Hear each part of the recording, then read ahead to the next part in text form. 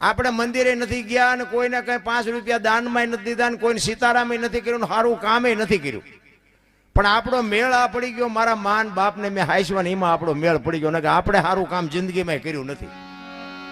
એટલા માટે કહું છું, તમારે અંદર ખાને તમારે સુખી થવું હોય, વાયેલી પેટી તમારી જો ઉજળી જોવી હોય તો માને ને બાપને હાચવી લેજો બસ. બાકી તમે જે કરતા હોય કરજો, એમાં મારી કોઈ ના નથી. પણ માને ને બાપને બાપુ ચૂકીને દુનિયામાં ગમે કરો ને બાપુ, કોઈ જિંદગીમાં ગાડી નો હાલે. અત્યારે મુઈકાનો માર્ગ નથી, પણ બાપુ એ કે ઘરે આવે ને એ માન બાપા જ નથી ગમતા, બોલો. અને અત્યારના છોકરા તમને ન ખબર પડે, તમને ન ખબર પડે એમ જ કરે. હવે ખબર નહોતી એટલે તને મોટો કર્યો, નકર ડોકું મરડી નાખ્યું હોત તો. હે આ ખબર નથી પડતી એટલે 100 વીઘા રાખી હતી, તું 10 વીઘાના ઉલાળિયા મીડ્યો કરવા.